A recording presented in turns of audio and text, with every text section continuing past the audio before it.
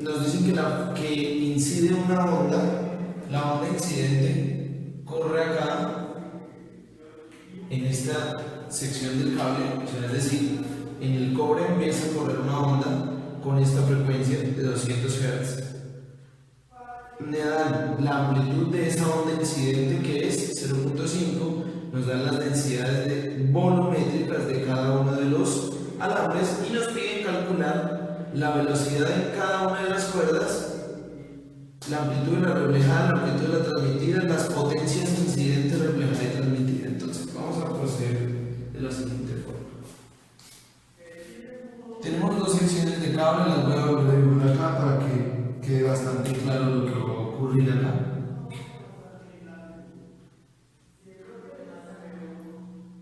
Cuando yo tengo esas dos secciones de cable, yo tengo que decir lo siguiente: en negro, cobre, todo lo que tenga cobre. Entonces acá tiene cobre y aquí voy a tener aluminio. ¿Qué pasa? ¿Qué propiedades de la onda cambian de un medio a otro? Entonces, yo sé que la velocidad de la propagación cambia de un medio a otro. Entonces voy a decir algo antes. La densidad del medio volumétrico ya cambia, ya lo noto y es evidente. Esto es densidad del cobre y esto es densidad del aluminio.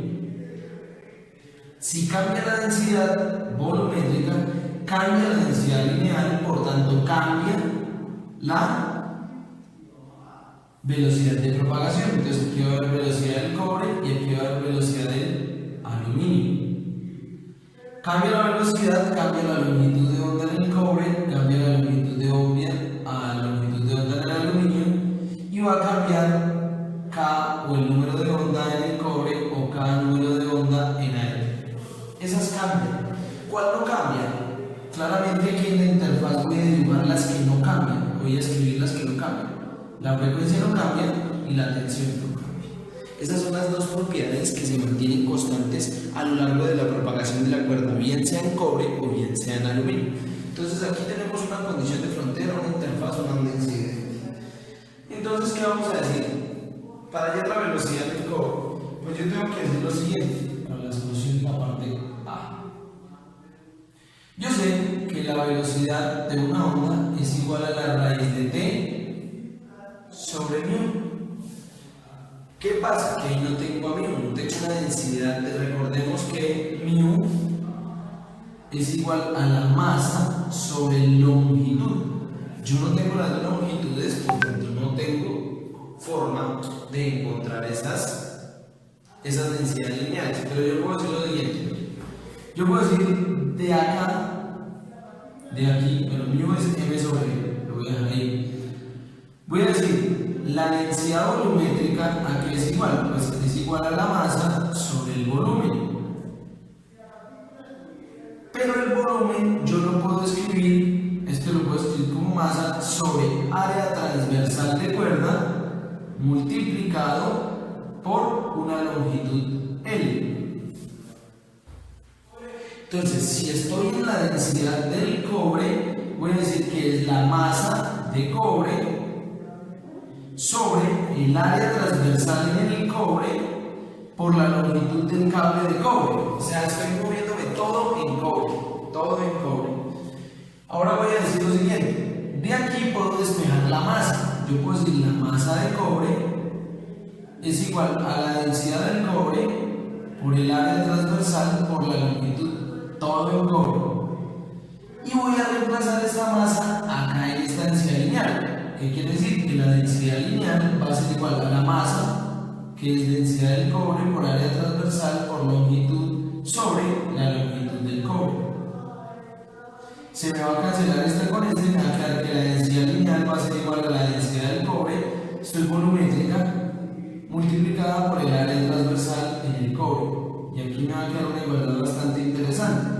Ya vamos a ver que eso lo vamos a utilizar tanto para uno como para otro. Yo lo voy a tomar acá como de forma general. De forma general, una densidad lineal puede ser expresada siempre y cuando el área transversal sea constante como densidad volumétrica por área transversal. ¿cierto? Listo, eso lo tenemos hasta ahí. Ahora yo voy a decir por acá lo siguiente. Yo no voy a perder de vista que lo que necesito es la velocidad de cada uno de los medios. Luego esta igualdad se cumple bien sea para cobre o bien sea para aluminio. Entonces la voy a tener bien presente ahí porque es bien interesante y la vamos a utilizar a lo largo de todo el ejercicio. Entonces ahora yo voy a decir,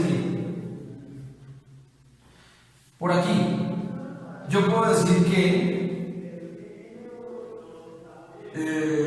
la velocidad para mí era raíz de t, que ya la conozco, sobre μ. Pero μ lo voy a reemplazar por densidad volumétrica por área transversal. Densidad volumétrica por área transversal. Listo.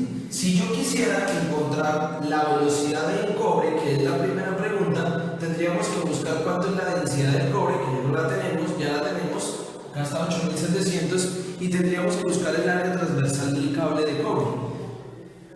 Entonces, yo sé que el área de una circunferencia, que es el área transversal, es pi por el radio al cuadrado. Sin embargo, a mí lo que me están dando no es el radio, sino que lo que me están dando es el diámetro de cada uno de ellos. Entonces, simplemente lo que tengo que expresar es, de acuerdo a esto, que el radio, 2 veces el radio es igual al diámetro, ¿cierto? Quiere decir que el radio es igual al diámetro sobre 2. Entonces yo puedo decir que el área transversal es pi por diámetro sobre 2 elevado al cuadrado, que es lo mismo que pi por d al cuadrado sobre 4. Esa es mi área transversal. Luego, si yo quiero hallar la velocidad en cobre, yo voy a decir el área transversal del cable de cobre es igual a pi por el diámetro al cuadrado, pero el diámetro de cobre es 1 milímetro. Para que mis unidades sean consistentes, todo lo voy a llevar a unidades de metros, kilogramos, newtons, para que todo me quede en segundos, etc. Y no tenga que hacer ninguna otra conversión, sino solamente la de milímetros a metros. Entonces ese 1 milímetro equivale a 1 por 10 a la menos 3 metros. 1 por 10 a la menos 3 metros elevado al cuadrado, todo esto dividido entre 4. Eso me permite calcular el área transversal del cable de cobre, que nos daría para ese efecto, a ver, miramos, pi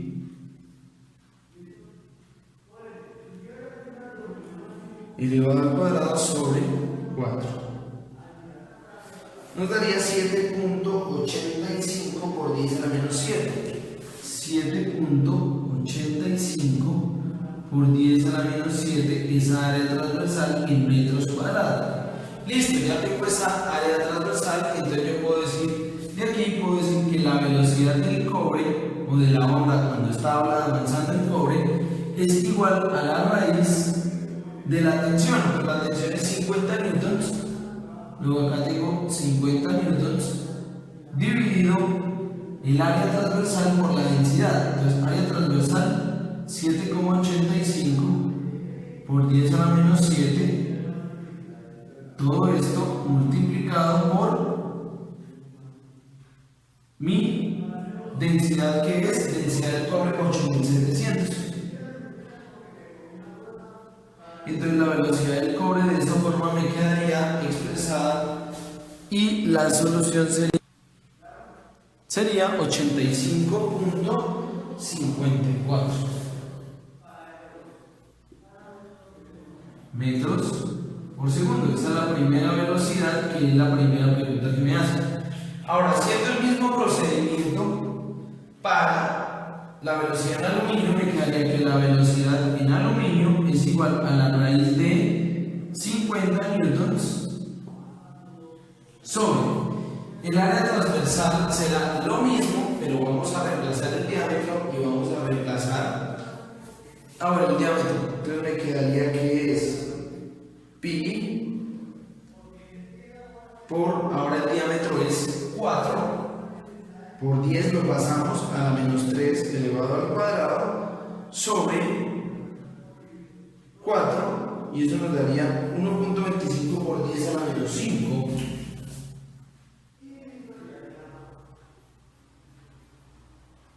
metros cuadrados. multiplicado por la densidad, pero la densidad es 2700, y de ahí podemos concluir que la velocidad del aluminio es entonces raíz de 50, porque la tensión es la misma a lo largo de toda la cuerda,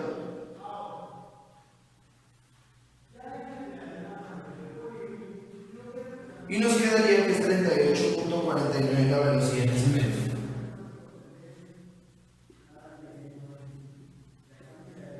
De esa forma concluiríamos con la parte A de este ejercicio. Ahora vamos a continuar con la parte B. Para la parte B de este ejercicio nos piden calcular la amplitud de la reflejada. Para eso debemos recordar que la amplitud de la reflejada es igual a un coeficiente de reflexión multiplicado por la amplitud del incidente. De aquí ya tenemos la amplitud del incidente, lo que me falta calcular es el coeficiente de reflexión. Pero yo debo recordar que la amplitud de que el coeficiente de reflexión ¿a qué es igual? Ese coeficiente de reflexión es igual a la raíz de μ1 menos la raíz de μ2 sobre la raíz de μ1 más la raíz de μ2. Entonces, yo voy a decir, bajo este parámetro de comparación, yo voy a decir ahora mi coeficiente de reflexión aquí es igual. Bueno, yo podría decir dos cosas. Podría transformar todo el diagrama en términos de esto, o podría hallar las densidades, que es más fácil. La densidad lineal 1 es igual a la densidad volumétrica. A cada uno, ¿a qué refiere? La densidad lineal 1 refiere a la densidad en el cobre, que sería igual a la densidad del cobre por el área transversal del cobre. Quiere decir que la densidad lineal 1 igual a la densidad del cobre es igual a la densidad del cobre, que es 8700 multiplicado por esa área transversal del cobre que nos había dado, y eso nos había dado 7.85 por 10 a la menos 7. Listo, de ahí que la densidad μ1 me va a quedar igual a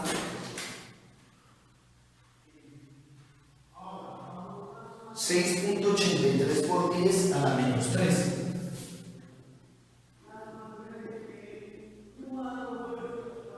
Y esto ya me queda en kilogramos por metro, ¿cierto? Y de la misma forma, la densidad de aluminio va a ser igual a la densidad 2, es igual a la densidad de aluminio, pero volumétrica, multiplicada por el área transversal de aluminio. Entonces, la densidad 2 es igual a la densidad de aluminio, que es 2700, multiplicado por el área transversal, que nos había dado 1.25 por 10 a la menos 5. Eso nos queda que μ2 resultaría siendo igual a, si 1.25 por 10 a la menos 5 por 2700. 0.033. De ahí podemos decir fácilmente, entonces, listo. Ese coeficiente de reflexión quedaría siendo igual a raíz de μ1, que quedaría siendo 6.83 por 10 a la menos 3, menos raíz de μ2, que sería 0.033 sobre lo mismo, pero sumando raíz de 6.83 por 10 a la menos 3 más raíz de 0.033. De aquí sacamos que ese coeficiente de reflexión es igual a, nos da negativo, nos da menos 0.37. Quiere decir que la amplitud de la reflejada es igual a menos 0.37 multiplicado por la amplitud del incidente, que la amplitud del incidente da 0.5 milímetros. 0.5 milímetros, no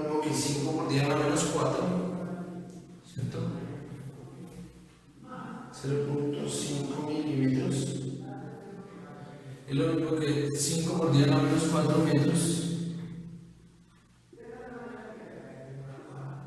O sea que la amplitud de la reflejada en metros,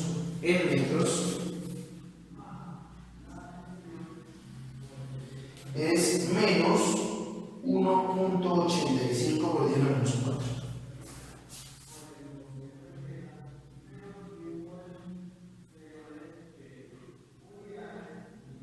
En metros.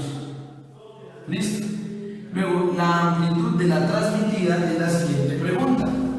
Esa amplitud de la transmitida va a ser igual al coeficiente de transmisión multiplicado por la amplitud del incidente. Y el coeficiente de transmisión es 2 veces la raíz de μ1 sobre la raíz de μ1 más la raíz de μ2. Quiere decir que aquí el coeficiente de transmisión nos daría, no voy a poner los números, ya los tenemos, simplemente voy a reemplazar en la calculadora. Y nos daría 0.625. O sea que la amplitud de la transmitida es 0.625 multiplicado por 5 por 10 a la menos 4. Quiere decir que la amplitud de la transmitida va a ser igual a 3.2 por 10 a la menos 4. Metros, todo esto en metros.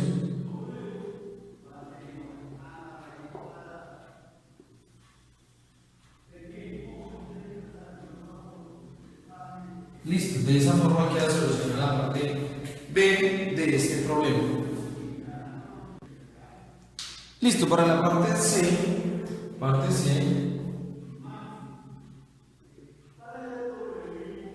parte C, lo que nos dicen es que calculemos la potencia incidente, reflejada y transmitida. Debemos recordar que la potencia de ondas sin cuerdas promedio es un medio de μ por la amplitud de las ondas al cuadrado por la frecuencia al cuadrado por la velocidad de propagación.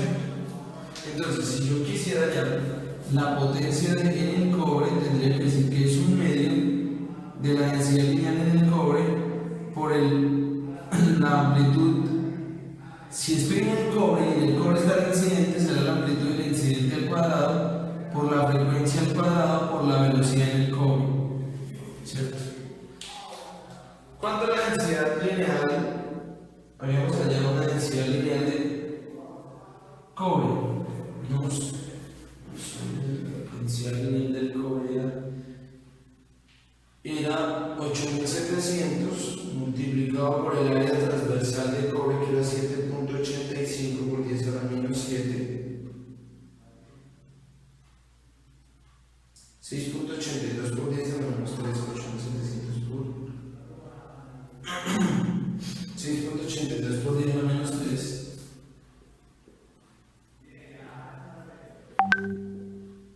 Era la densidad lineal. Listo. Y la densidad, entonces de esa forma podríamos decir que la potencia en el cobre, ¿qué es? La potencia incidente. Luego la potencia incidente es igual a un medio de la densidad del cobre, que es 6.82 por 10 a la menos 3 por el área de la amplitud, la amplitud del incidente es 5 por 10 a la menos 4 metros elevado al cuadrado por la frecuencia. Y esta frecuencia ya tengo que recordar que omega es igual a 2pi por la frecuencia. Quiere decir que omega es 2pi por la frecuencia de 200 Hz.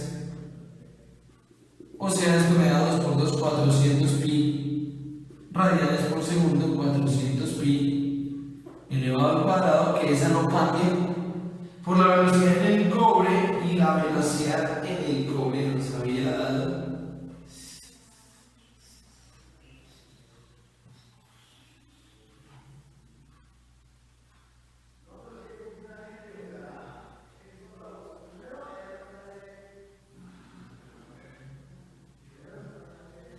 85.62.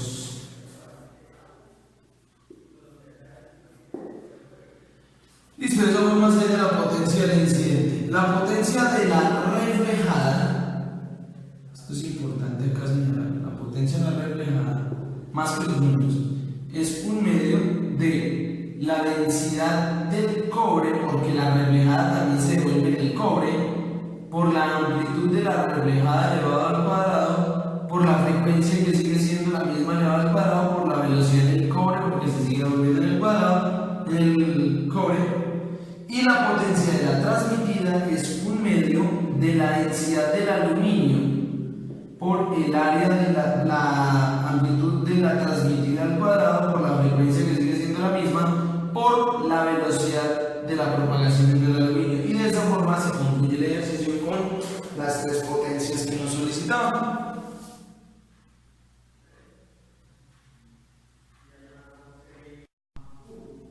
Bueno, en este punto vamos a trabajar el punto número 8 del taller de Jauregui. Entonces ahí podemos evidenciar el enunciado. Nos preguntan en qué porcentaje se incrementan las frecuencias de vibración de una cuerda cuando su tensión se aumenta en un 20%. Entonces, nosotros sabemos que la velocidad de propagación de una onda cualquiera es lambda por la frecuencia, ¿cierto? Entonces yo podría decir, esto sirve para cualquier onda.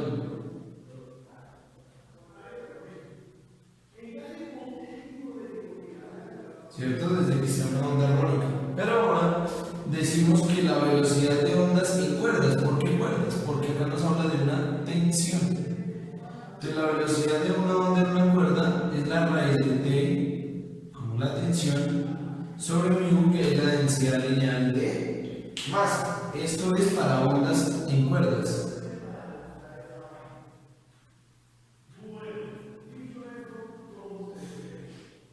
Entonces, yo puedo decirle lo siguiente.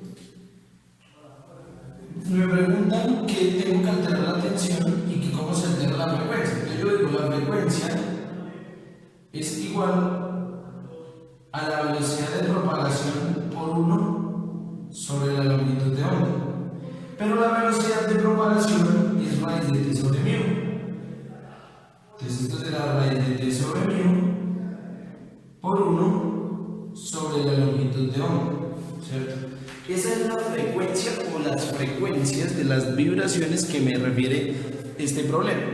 Ahora me dice que si yo altero la tensión, ¿de qué forma?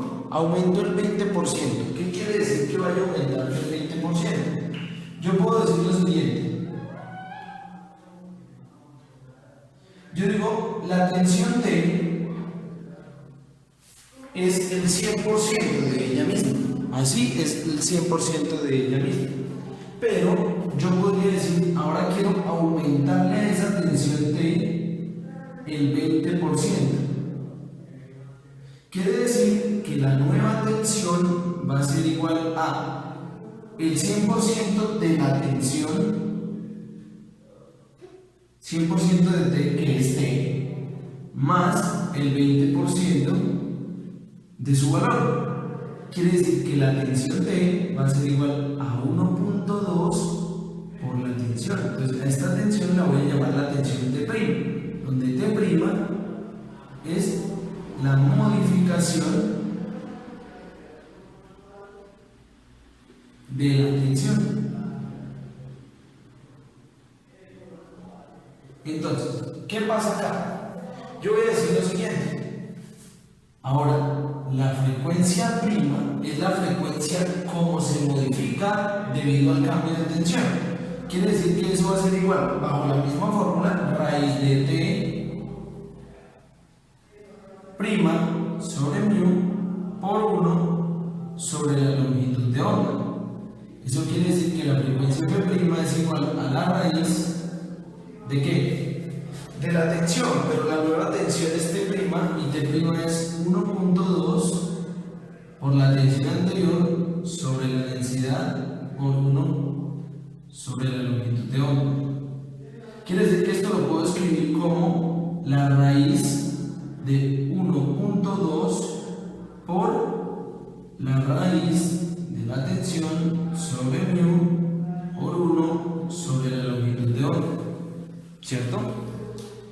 Ahora bien, de ahí yo puedo decir entonces la nueva frecuencia F' va a ser igual a ¿qué? La raíz de 1.2 es lo mismo que 1.09 aproximadamente. Eso es este numerito de acá. Y este número de acá o esta expresión de acá, ¿qué es? Pues claramente es la frecuencia antes de que fuera alterada la tensión, o sea, F. Quiere decir que la frecuencia cuando le altero la tensión es 1.09, el valor de la frecuencia cuando altero la tensión. ¿Eso qué quiere decir? En otras palabras, que la frecuencia F' es 9% mayor que F. Es decir, un aumento de la tensión en el 20% produce un aumento del 9% en la frecuencia. Básicamente eso es lo que pregunta el ejercicio y de esa manera queda concluido. Bueno, a continuación vamos a trabajar este ejercicio de el punto 14 de Javier. Entonces lo que nos dice es que es de ondas en una barra. Nos da la ecuación de la onda y nos dice que la barra está, uno de los extremos de la barra está en el origen y el otro extremo está en la dirección de propagación. Nos dicen que la longitud de la barra es 75 centímetros. La parte A nos dice la onda es transversal o es longitudinal, es viajera o es estacionaria y nos dice que explique. Entonces, lo primero es que es decir las ondas en una barra son longitudinales.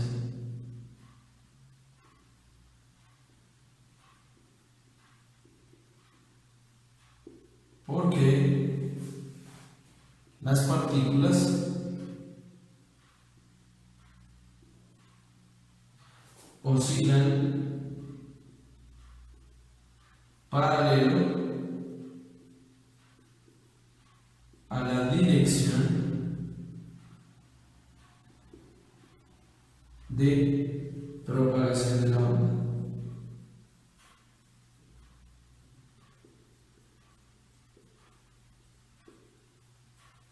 La vibración es longitudinal.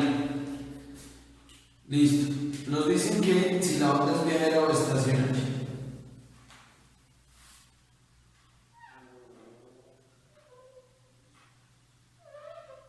Entonces acá podemos, bueno, es viajera o estacionaria. Yo voy a decir es estacionaria.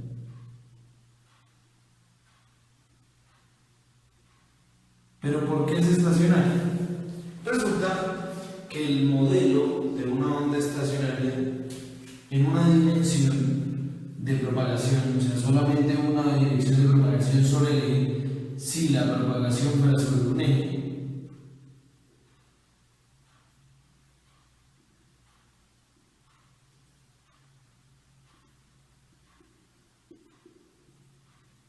paralelo a los ejes coordenados,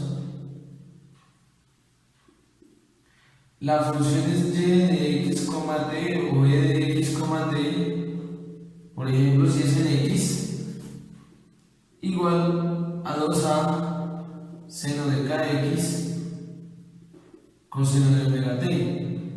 Es decir, una onda estacionaria tiene como ecuación la ecuación de la forma producto entre dos funciones que son periódicas. Y eso es lo que evidenciamos acá. Acá tengo una amplitud multiplicada por una función periódica y multiplicada a ella tengo otra función periódica. Quiere decir que esto va a ser mía de x y esto va a ser la modulación de la oscilación de las partículas. Entonces, la estructura de la ecuación me permite determinar, como no tengo un sentido de propagación, sino que la modulación de la función periódica de tiempo y la función de posición son diferentes. La posición, la modulación de posición y la modulación de tiempo son diferentes funciones, entonces es una onda estacionaria. Ahora, listo, es una onda estacionaria. Lo que no se entendería es porque el seno está modulando a esta sección que tiene x menos pi, raíz de 3 pi x más pi z.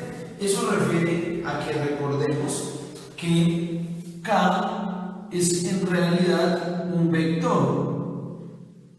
K es en realidad el vector número de onda. Entonces, ¿qué tengo que decir yo acá? Pues que este vector está escrito como dos subcomponentes, digámoslo así, de la forma que k vectorial sería raíz de 3 pi x más pi z. Esto sería un pi x en i más un pi z en k. De cierta forma podríamos decir eso. Entonces tendríamos el vector número de onda y ahí podríamos decir entonces, como es un producto, es una onda estacionaria. Acá hay un producto de funciones.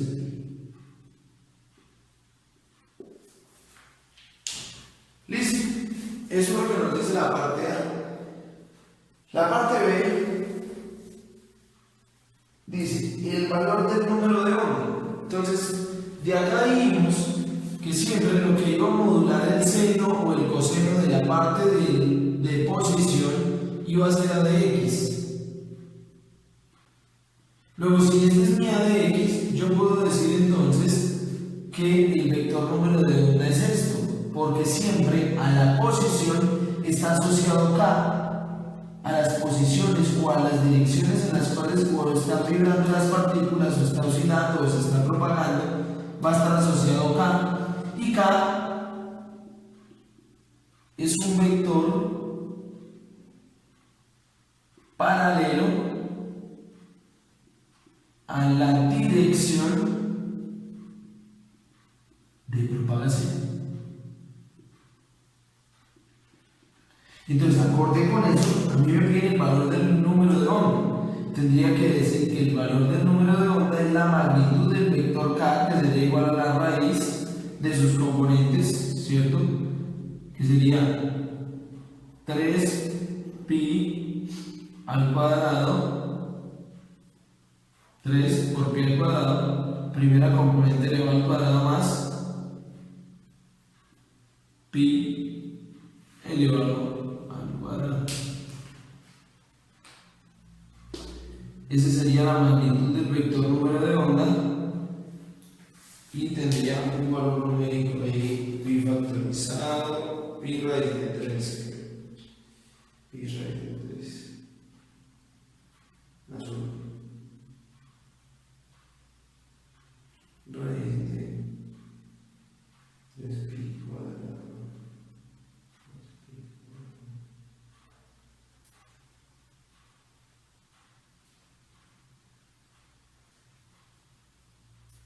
Sí, 2 pi. Entonces esto es 2 pi. Entonces tenemos el valor del número de onda, que es bastante importante dentro de lo que vamos a analizar. La parte C, esto es la parte B, esta era la parte A, esto es la parte B, ¿cierto? Esta es la parte B. Ahora vamos a ir a la parte C. Listo, a continuación en la parte C nos dice que encontremos los ángulos alfa, beta y gamma, donde alfa es el ángulo que forma la barra o la dirección de propagación de las ondas con el eje X, beta es lo mismo con el eje Y y gamma es lo mismo con el eje Z. ¿Qué quiere decir? Yo tengo que decir primero que la barra está sobre el eje de propagación de la onda.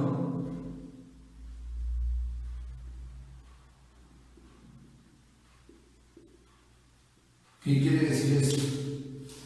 Si esta es la barra, La dirección de propagación de la onda es a lo largo de esta barra, de esta dirección, ¿cierto? Esta es la dirección de propagación.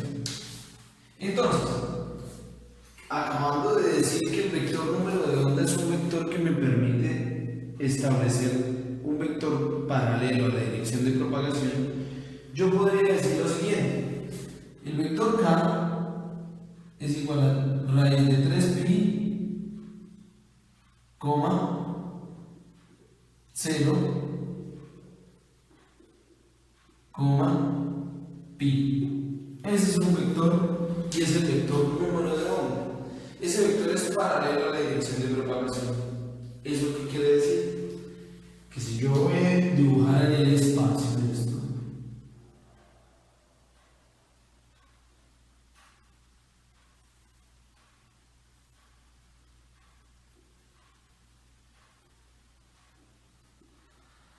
en X y Z. Entonces, el vector K tiene componentes en X y en Z. Entonces, en X va a tener raíz de 3pi por acá. Y aquí va a tener pi por acá. ¿Eso qué quiere decir? Que en esta dirección está apuntando el vector número de onda. Quiere decir que en esa misma dirección y a una longitud de ¿cuánto? De 75 centímetros, porque esa es la longitud de la barra, está la barra. La barra en la cual están corriendo esas ondas está ahí, está sobre el piso, sobre el plano XZ. Está sobre el plano XZ. Entonces yo voy a hacer lo siguiente, voy a simbolizar eso en el plano XZ, porque pues a fin de cuentas en Y no hay nada. Entonces si en Y no hay nada de propagación, digámoslo así, entonces el ángulo que forma, inmediatamente se sabe que el ángulo que forma la dirección de propagación o el ángulo que forma la barra con el eje Y, o sea beta, aquí de este dibujo yo veo que beta vale 90 grados. ¿Por qué? Porque dijimos que en este plano, en el plano XZ, está contenida la barra. Quiere decir que hay 90 grados porque el plano XZ forma 90 grados con el eje Y. Entonces beta es igual a 90. Es el primer ángulo que puedo sacar por deducción. Ahora lo que tengo que sacar es este ángulo de aquí, que es el ángulo alfa, y este ángulo de aquí, que es el ángulo beta, perdón, gamma. ¿Cómo sacaremos esos ángulos? Entonces yo tengo que decir, bueno, ese vector K tiene esas componentes, quiere decir que un vector unitario o un vector paralelo a ese vector de la barra me puede determinar también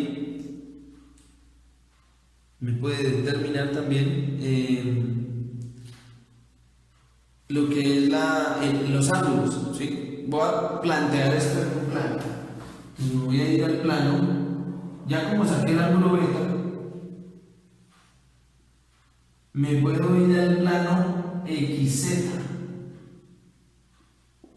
Y si me voy al plano XZ, y bueno, por aquí está la barra.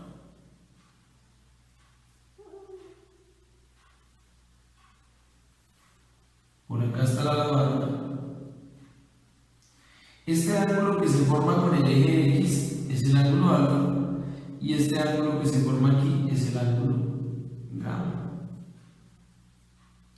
Ahí está la barra, y esos son los ángulos que yo necesito, pero me voy a ayudar del vector K. Entonces voy a simbolizar dentro de ese mismo plano al vector K, y entonces tendríamos esta representación: eje X, eje Z, perdón, eje Z, plano XZ. Y dentro del plano XZ yo voy a decir listo, si yo digo que evidentemente está en la barra, pero no voy a representar la barra, yo sé que sobre la barra está el vector K, y el vector K conozco las componentes. Entonces yo puedo decir que este ángulo alfa me lo forma la componente en Z del vector K, que es pi, y la componente en X del vector K, que es raíz de 3pi. Entonces yo podría decir entonces que la tangente del ángulo alfa es igual a cateto opuesto sobre cateto adyacente. quiere decir que alfa es igual a la tangente inversa de 1 sobre raíz de 3. De esa forma tenemos alfa. Entonces, ¿cuánto nos dará alfa tangente inversa de 1 sobre raíz de 3?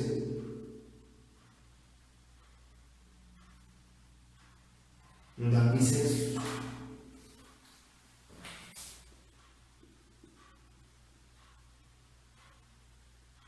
Listo. Y una vez tengo alfa, yo puedo decir, pues de este dibujo, alfa más gamma es igual a pi medios en términos de radianes. ¿Cierto?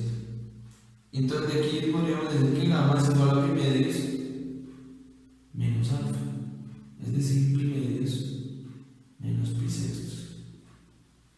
O sea que alfa nos da, bueno, esto lo podríamos también pasar a grados. Listo. Esto es pi tercios y tendríamos cada uno de esos ángulos. Entonces podríamos decir que este ángulo de pi sextos es 60.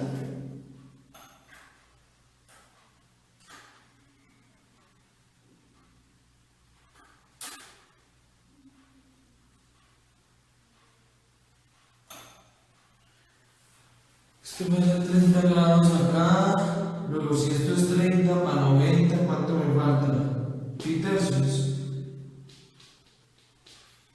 90 menos 30. Listo. Ahí están esos ángulos, que eran los que nos pedían. Listo, esa es la parte C. Esa sería la parte C. Esta parte de ahí nos habla de la rapidez de las ondas. Entonces nosotros sacamos que el vector K era igual a raíz de 3pi, 0 de x en y no hay y pi.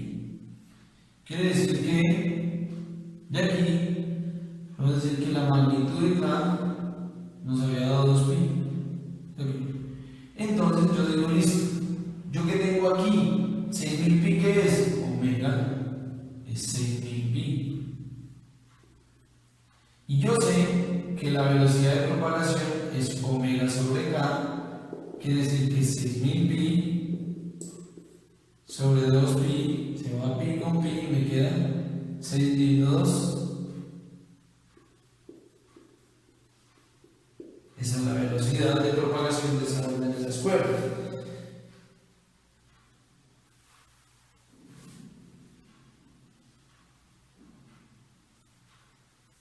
Nos dice que la parte E, que con las coordenadas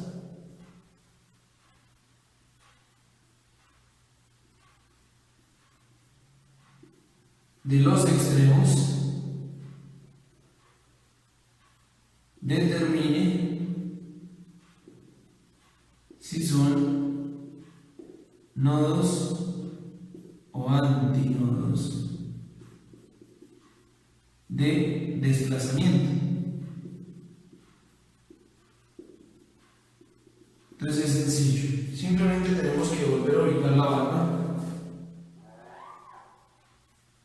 plano XZ, la barra estará por aquí y nos dicen ubique las coordenadas. Pues la primera coordenada aquí es 0, 0, 0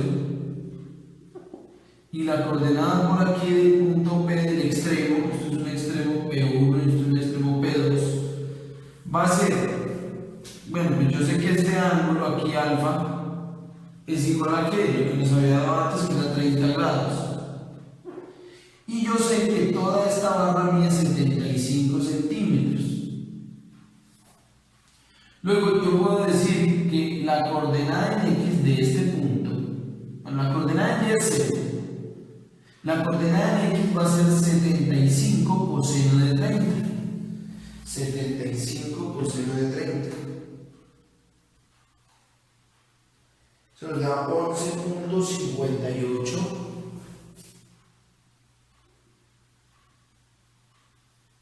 11.58, coma 0,75 seno de 30,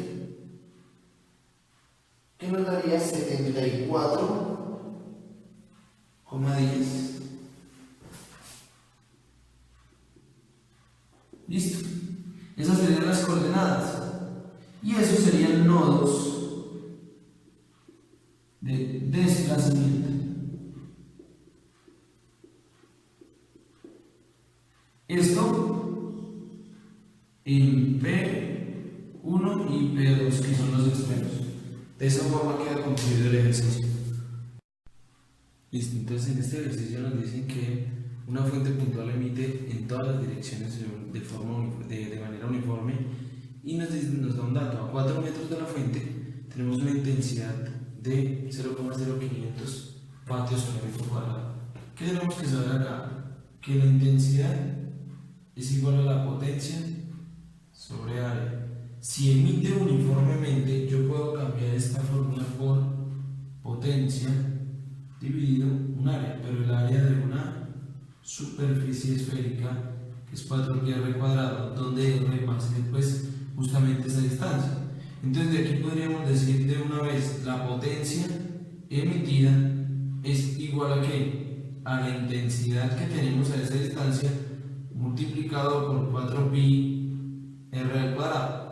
Si reemplazamos eso acá, entonces tendremos que la potencia va a ser igual a 4pi por r, distancia 4 metros, al cuadrado multiplicado por la intensidad que es 0,0500 vatios sobre metro cuadrado. Se va a metro cuadrado por metro cuadrado y nos va a dar que la potencia emitida es el primer dato que obtenemos. Vamos a ver cuánto es: 10.05. Y eso es vatios, pero recordemos que vatios es joule en unidad de segundo, es un equivalente de joule sobre segundo. Pero a mí me están pidiendo es qué tanta energía emite el sonido en una hora. Ese 10,05 es la energía que emite en un segundo. Pero yo sé que una hora tiene 3600 segundos, entonces la energía transmitida en una hora va a ser igual a la energía transmitida por segundo, que será esto, multiplicado por 3600 segundos. Entonces tendría que decir que la energía por hora es igual a 10.05, que es joules por segundo, multiplicado por 3600 segundos, que tienen una hora. Se va segundos con segundos y me da que la energía por hora es igual a 10.05 multiplicado por 3600, que es igual a 36.091,14 joule por hora. Y listo, de esa forma queda concluido este ejercicio corto. Entonces, para este punto lo que nos dice básicamente es que tengo una barra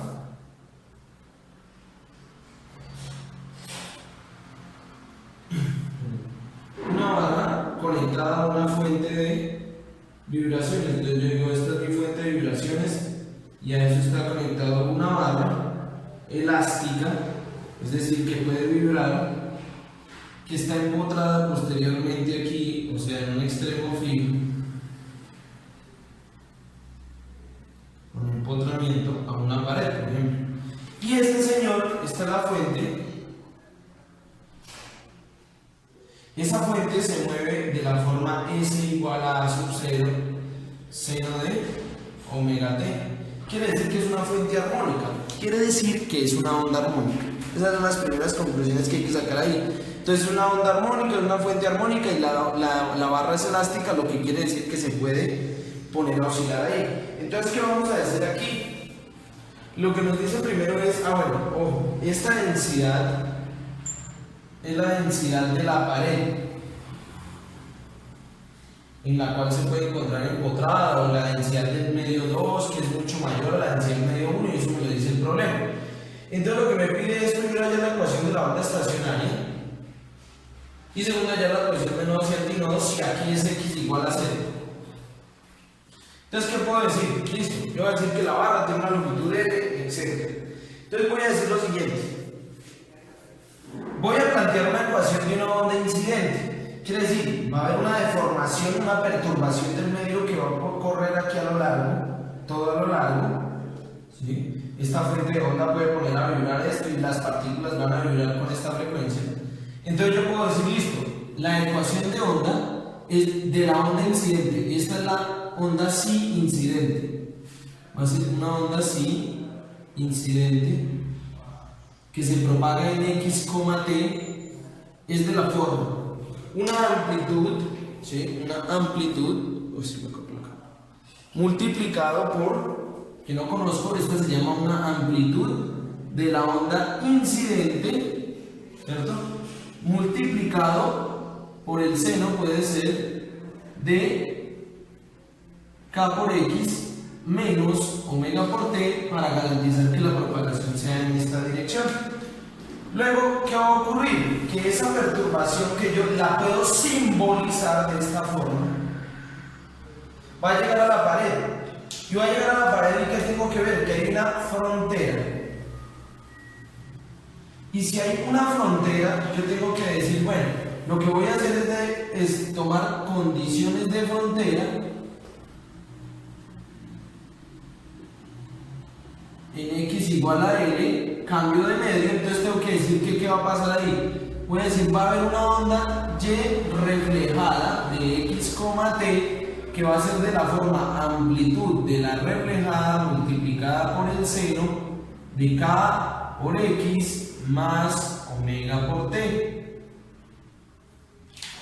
Pero necesitaría hallar esa amplitud de la reflejada. ¿Para qué? Porque si se refleja una onda, entonces el propósito va a ser encontrar la ecuación de onda estacionaria. Y para encontrar la ecuación de onda estacionaria necesito sumar la onda incidente con la onda reflejada. Pero yo tengo que decir, el coeficiente de reflexión es igual a la raíz de ρ1 menos la raíz de ρ2, si estamos hablando de densidades volumétricas, sobre la raíz de ρ1 más la raíz de ρ2. Y de esta forma podemos decir, si esto es mucho mayor, la densidad 2 es mucho mayor que la densidad 1, yo puedo decir que una aproximación de esto es que la densidad 2 tiende a infinito con respecto a la densidad 1. Si eso es cierto, yo puedo decir que esto señor de aquí tiende a infinito y que este señor de aquí tiende a infinito, por tanto el coeficiente de reflexión me va a dar menos 1.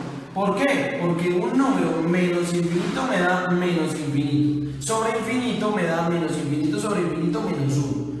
Quiere decir que la amplitud de la reflejada es igual a la amplitud de la incidente en cuanto a su magnitud.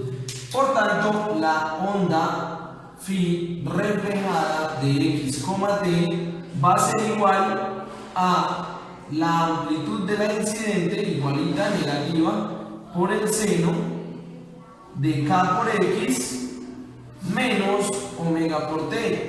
Y si yo superpongo la onda incidente con la onda reflejada, me da una onda psi resultante igual a 2 veces a multiplicado, bueno, nos va a dar lo siguiente. Voy a tomar lo siguiente. Esta es la reflejada, psi incidente de x, t es igual a la amplitud de la incidente por el seno de kx. Perdón, esto es con más y esto es con menos omega por t.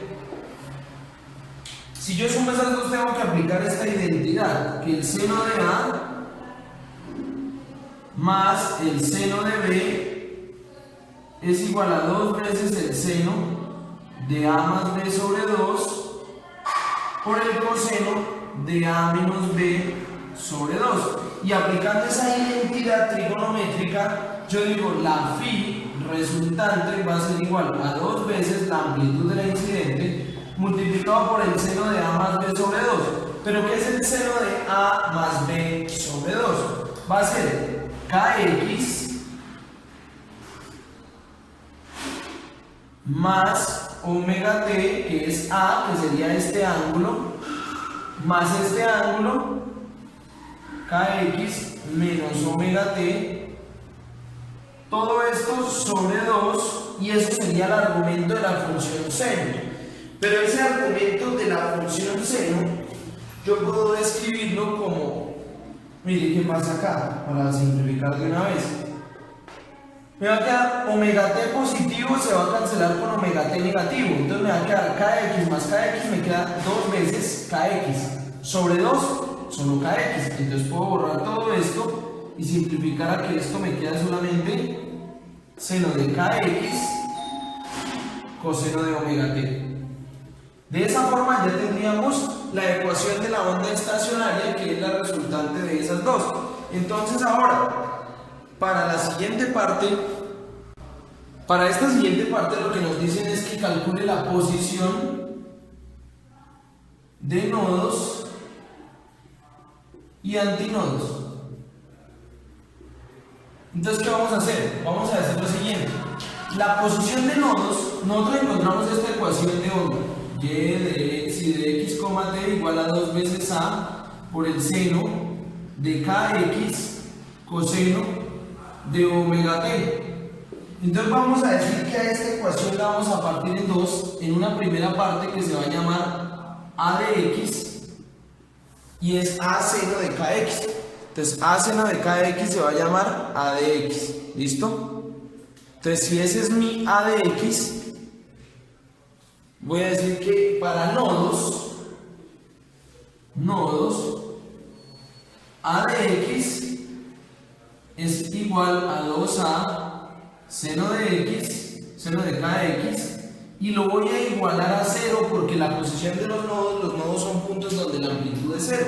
Quiere decir que si paso a dividir esto aquí, me queda que yo tengo que garantizar que el seno de k por x debe ser igual a 0. Quiere decir que k por x debe ser igual a m pi, donde m puede ser un valor de 0, 1, 2, 3, etc. ¿Cierto? Quiere decir que la posición de los nodos es igual a m pi sobre k sub n, pero k sub n es igual a 2pi sobre la longitud de onda lambda sub n. Quiere decir que la posición de los nodos es igual a m pi por 1 sobre k sub n, que es lambda sub n, sobre lambda sub n sobre 2pi.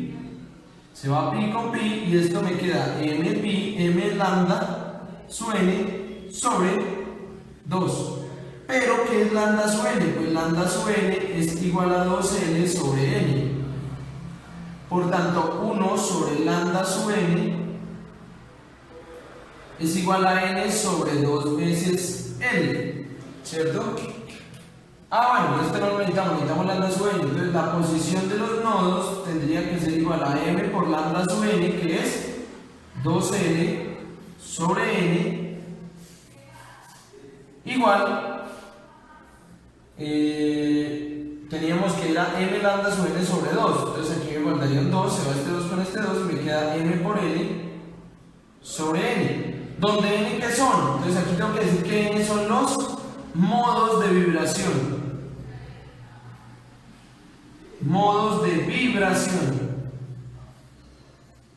de la barra. Modos de vibración de la barra, eso es importante, esos son los modos de vibración de la barra, es decir, son los armónicos o son las formas de vibrar de la cuerda, y pueden ser, n puede ser, entonces aquí tengo que decir, n puede ser 1, 2, 3, 4, etc. Y m ya saben qué es y qué valores puede tomar. De esa forma hallaríamos la condición para los nodos, y pues voy a dejarla por aquí quietica. Y voy a decir, ¿ahora qué hago para antinodos? Para antinodos voy a hacer exactamente el mismo proceso, pero ahora para antinodos la amplitud a de x, para antinodos a de x debe ser igual a 2a más o menos 2a. Quiere decir que 2a por el seno de K por X debe ser igual a más o menos 2A. Quiere decir que el seno de K por X debe ser igual a más o menos 1. ¿Y cuando eso se cumple? Cuando K por X toma valores de 2m menos 1 por pi medios. Quiere decir que la posición de los antinodos va a ser igual a 2m menos 1 por pi sobre 2 veces K sub n. Y reemplazando K sub n o 1 sobre K sub n, reemplazando 1 sobre K sub n, nos había dado que 1 sobre K sub n,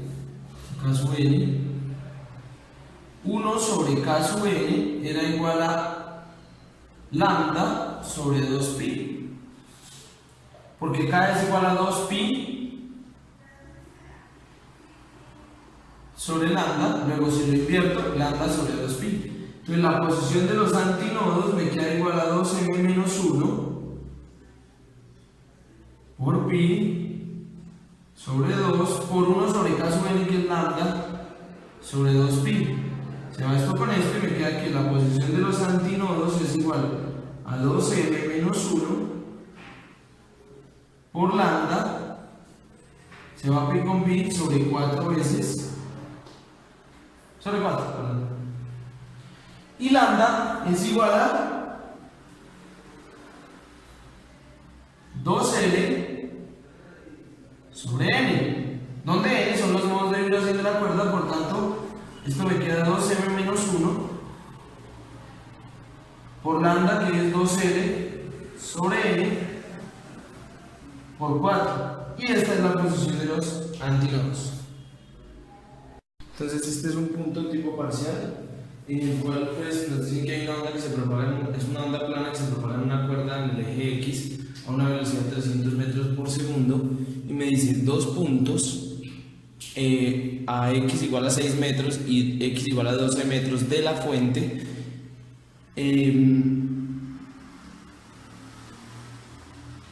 de onda, me dicen determina la longitud de onda y determina la diferencia de fase de las oscilaciones en estos puntos y el periodo es de 40 milisegundos. Entonces estos 40 milisegundos es lo mismo que escribir 0,040 segundos, porque pues, es mil. Y la solución vendría dada. Yo sé que la velocidad es igual a lambda por la frecuencia o lambda sobre el periodo. Por tanto, yo podría decir la longitud de onda es igual, la despejo de aquí, a la velocidad multiplicada por el periodo. Por tanto, la longitud de onda sería igual a la velocidad de la onda, que es 300 metros por segundo, por el periodo, que es 0,040 segundos. Eso nos daría 12 metros la longitud de onda, y esta sería la primera respuesta. Para la segunda respuesta, entonces tendríamos que plantear una opción, es plantear la ecuación de onda. Yo sé que es una onda en una cuerda, entonces es una onda transversal, por tanto la voy a escribir de la forma y de x, t igual a una amplitud que no conozco multiplicada por el seno o el coseno de kx más o menos omega t, ¿cierto? Entonces yo puedo decir más o menos, ¿por qué? Más la dirección de propagación sería en el eje x negativo. Aquí me dicen que se propaga en el eje x, pero no me dicen el sentido. Yo voy a tomar menos y voy a decir que voy a tomar un sentido de propagación con menos y no pasa nada. Otro problema, otra opción sería tomar más en ese caso. Entonces yo voy a decir, voy a tomar la fase de la onda. ¿Qué es la fase de la onda? Esta es la fase de la onda. Fase de onda. Y con la fase de la onda voy a buscar lo que yo quiero. Entonces me dicen lo siguiente: el punto x igual a 6 y el punto x igual a 12. Listo. Yo sé que la longitud de onda es 12. Y la longitud de onda, ¿qué es por definición? Es la distancia que hay entre dos puntos que están en fase. Yo recuerdo que si esto es una onda plana en una cuerda, de esta forma, es una onda armónica. Y si es una onda armónica, cada una de las partículas de esa onda, de esa cuerda, van a oscilar con movimiento armónico simple. Entonces yo necesito encontrar esa diferencia de fase que hay entre este movimiento y este movimiento.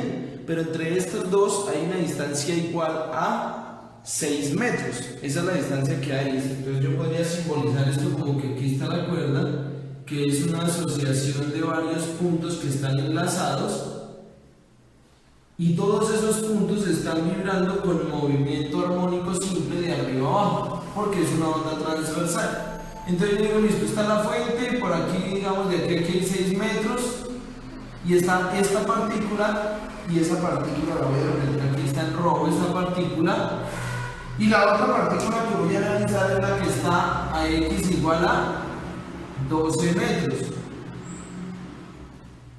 Entonces esta siguiente partícula que está por aquí en 12 metros es esta otra partícula que está aquí en negro.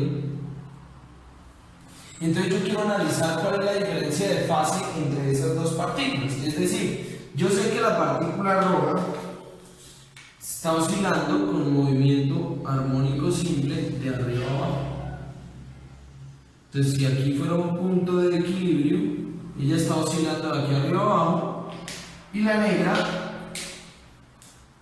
va a estar oscilando sobre este eje. Este es un eje Y prima, y la distancia entre Y y Y es 6 metros. Esta sería otra posición de equilibrio, y ahí está la partícula oscilando de arriba abajo. ¿Sí? Listo. Ese es el concepto. Ahora, ¿cómo hallo esa diferencia de fase? Pues muy sencillo, simplemente escoger la fase de onda, que es Kx menos omega t, y decir, mire, yo sé cuánto es K y cuánto es omega, indirectamente, porque si yo tengo la longitud de onda, yo puedo decir el número de onda es igual a 2pi sobre la longitud de onda. Quiere decir que K es igual a 2pi sobre 12 metros, que es la longitud de onda. Esto me va a dar pi sextos. Mitad de 2 es 1, mitad de 2 es 6. Quiere decir que K es igual a pi sextos. Listo. Y omega, ¿a qué es igual? Pues es 2pi sobre el periodo. Entonces yo digo omega es igual a 2pi sobre 0,040 segundos, y de esa forma obtengo a omega. Entonces una vez ya tenga esos dos, yo digo listo. Ya puedo tener las partes de la fase y las dos variables.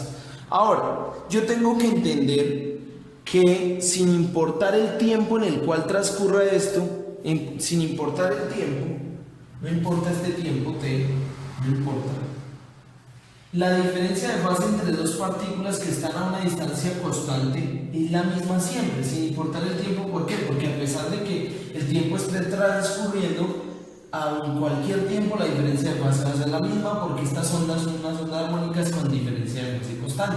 Entonces yo digo, como la diferencia de fase es constante, diferencia de fase es una constante en el tiempo, eso es importante, es constante en el tiempo, yo puedo decir que voy a tomar en t igual a 0, voy a hacer el ejercicio en t igual a 0, en t igual a 0, ¿sí? Una vez ya esté corriendo la onda, yo podría decir que ¿qué me queda? Me queda K por X menos omega por 0,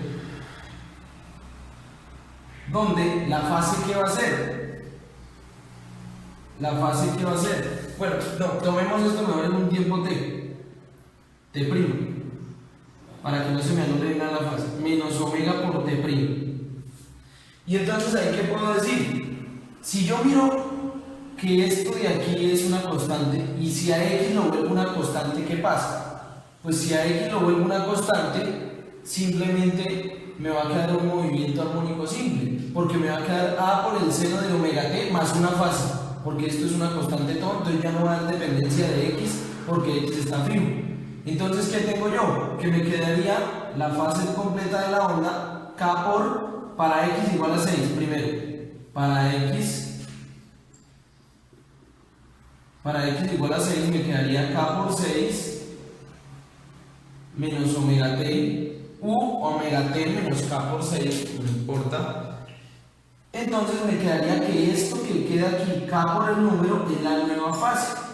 Esa es la gran deducción ahí. Si K por el número por X es la nueva fase del movimiento armónico simple de cada una de las partículas, entonces podríamos decir lo siguiente. Podríamos decir por acá que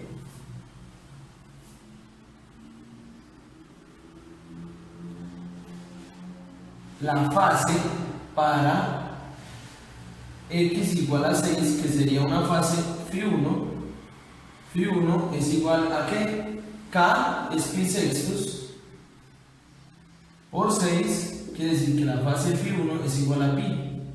Y la fase para x igual a 12 metros, ¿cuánto será?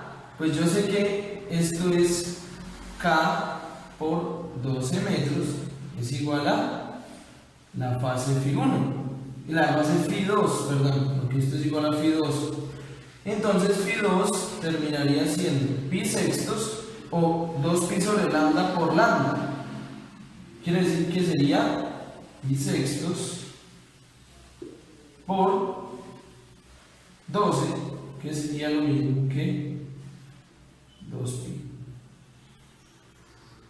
Eso quiere decir que la diferencia de fase entre ellos es pi, porque pues la diferencia de fase delta de phi es Φ2 menos Φ1, o sea que es pi.